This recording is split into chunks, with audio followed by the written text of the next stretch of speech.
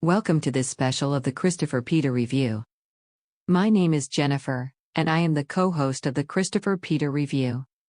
If you have not visited the CRC team page, you might have missed out on some of our topics of discussion.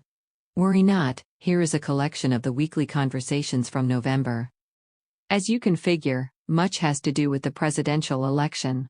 But that is what the CRC team page is focused on: current events and the impact that event has on our society.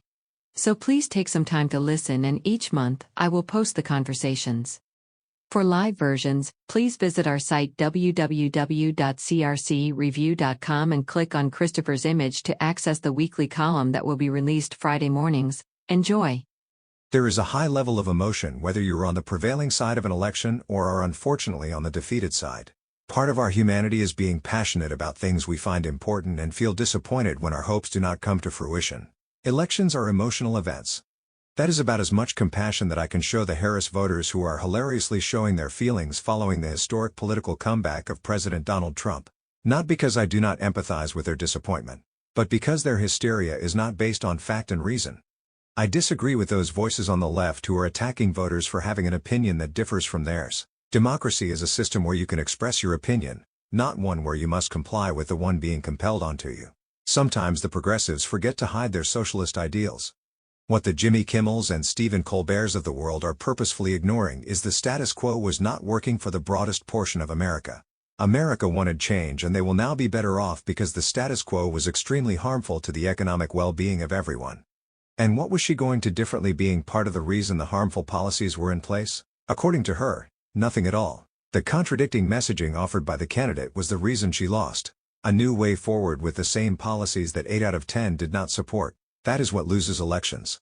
No one is losing rights, freedoms, or opportunity. In fact, all Americans will be gaining in those areas, not that our speech and economic choices are not suppressed. Why? Because we have seen it before. No one lost rights or freedoms during the first Trump term. Reality must confront their radical rhetoric. No freedoms were lost. The Biden era was not one where we gained freedoms either. Rather, Americans lost our collective voice, as we were not allowed to question public policy. And we know now that the administration was putting their finger on the debate by suppressing speech, made known to us by Facebook, which confirmed they were pressured by the Biden-Harris administration.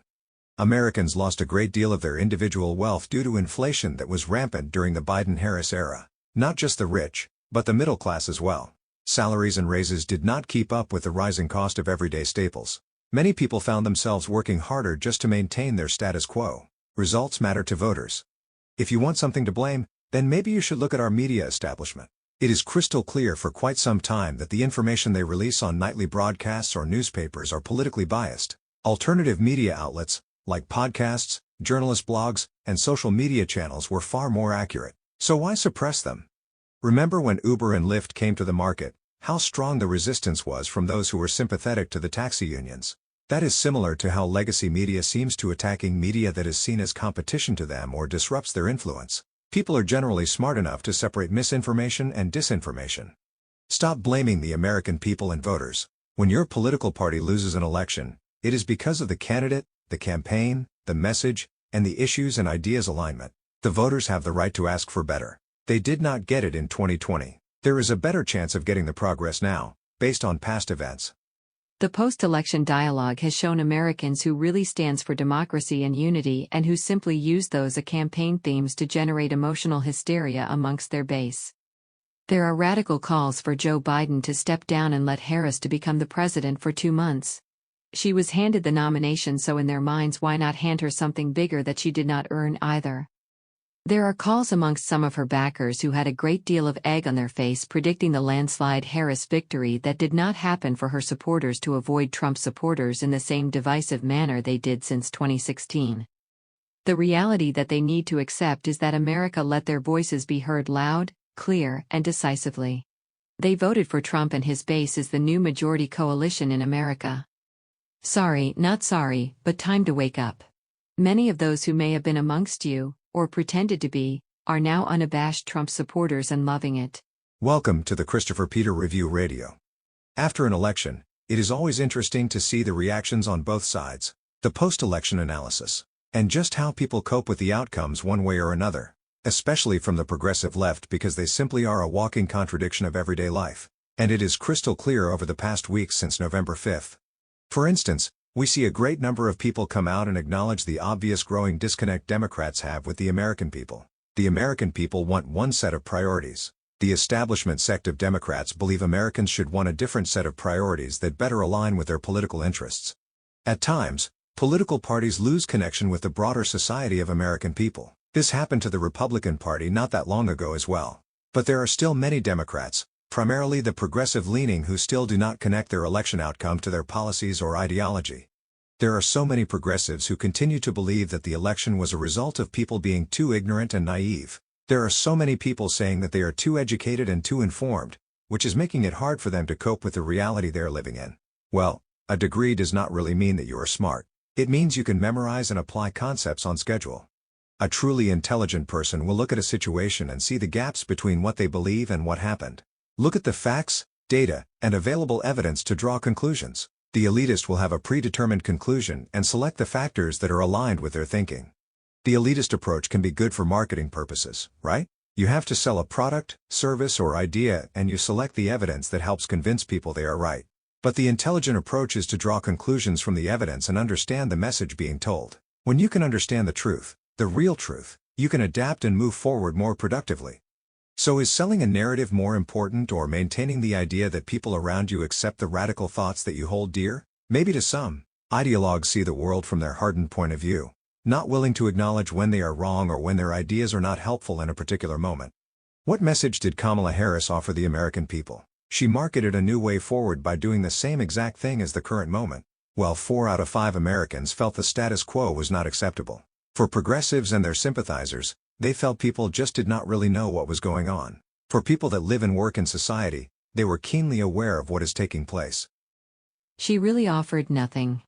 As we have mentioned in the past, we struggle to find any Kamala supporter who can actually give a reason why they voted for Kamala based on an idea she offered or achievement she has done. Many just regurgitate campaign talking points or parrot attacks on Trump. And if you ask a simple follow-up question, like why you think that or what evidence is there, they cannot answer or are offended. Usually you are somewhat sympathetic to the emotions of the defeated side. We all know that feeling when the candidate you support does not win. But I am not.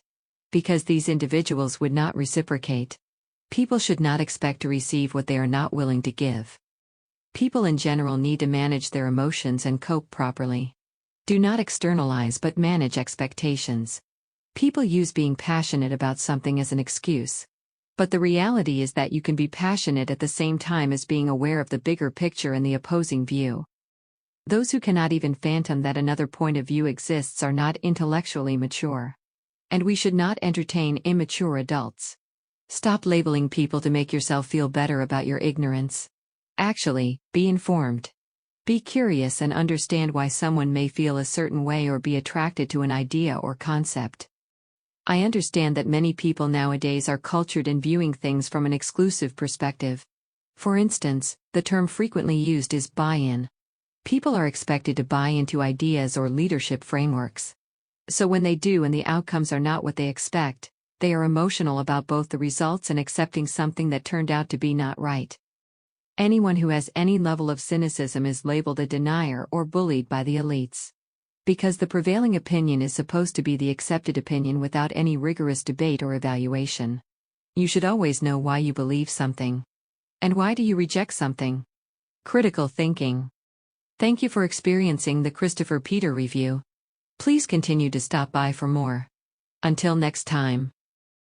As expected, the Pennsylvania Supreme Court delivered the final blow to the Democrat officials in Philadelphia, Bucks, Montgomery, and other counties that tried to count illegal votes in hope to make up the difference. The crazy rhetoric used to justify the clear attempt to interfere with the outcome of the election just gives credence to those who doubted past outcomes.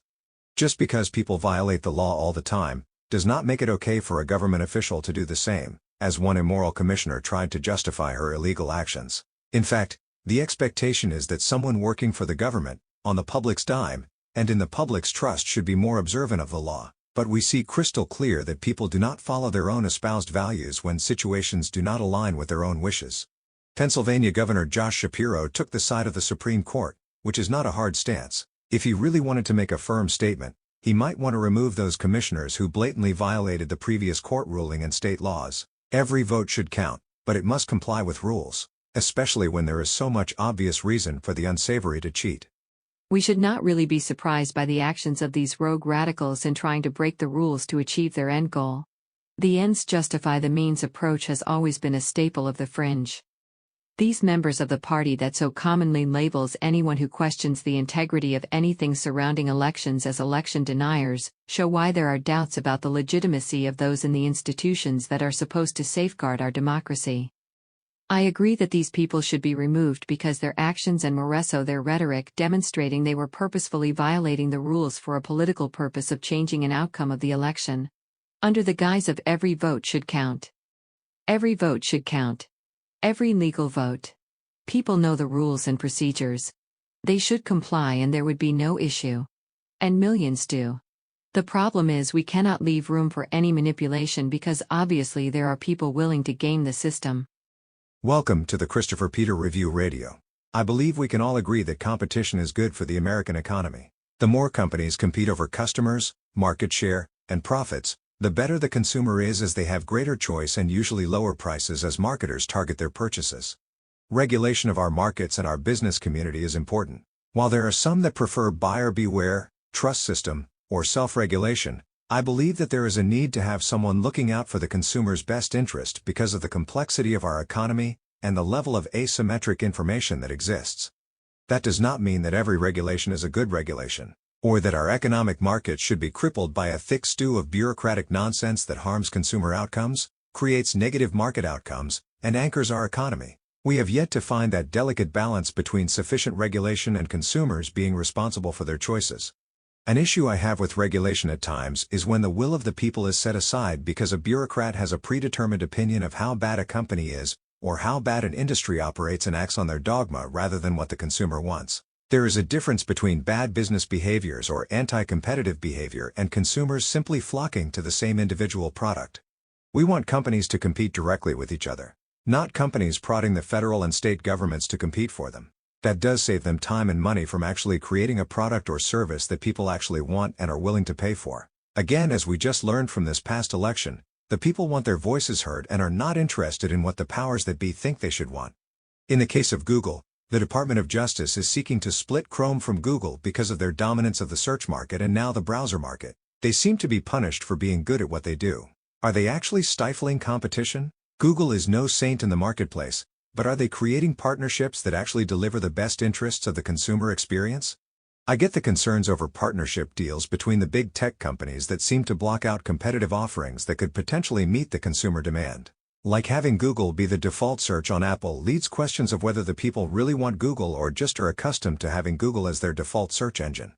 My argument is, are there really any products that are competitive against Google that are really being harmed? In the browser space, Internet Explorer used to be the dominant option because it was default on Windows, but eventually its features were not really enough to satisfy customers. There is Firefox and now Microsoft Edge, with the latter being the replacement for Explorer. Windows computers do not come with Chrome installed. You have to install it onto your laptop. So if people are going out and installing the product that is not default, then they must really want it and those features. Or otherwise the users could download Firefox or use the native Edge browser that comes with the device.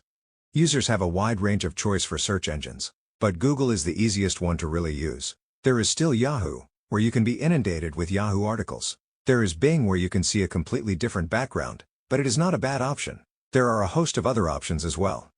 Again, Google is no saint, and maybe there should not be as many exclusive deals, but I have no problem with a company aligning with another company that helps deliver the best user experience for their device. Should we start breaking up restaurants because we do not like the farms or suppliers they have exclusive rights with?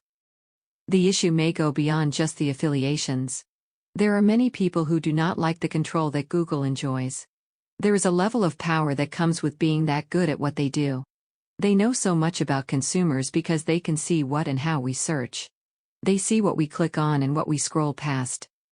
Tech companies like Facebook, Google, Apple, and others know us sometimes better than we may know ourselves, and there are people who are either privacy advocates or simply weirdos who do not like any big brother type holding any sort of power over them.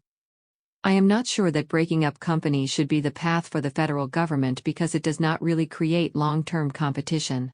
Some reference the breakup of the Bell Telephone Company, while ignoring that they came back together decades later. The difference was that Bell had the ability to completely block out competition. In the tech space, the ability to compete with a better product, a better service, and more reliability is still there, and we see markets continually get disrupted by new providers each year without Big Brother telling who can operate. The market has done an effective job of essentially allowing consumers to choose alternatives. Apple dominated the smartphone market when they released their iPhone. That market became more competitive when Android phones took a large chunk of that market away. A Google product, by the way, that led to greater competition. There is some reasonable room for regulators to protect society from these companies from getting obscenely large without breaking them up like a gorilla is an antique shop.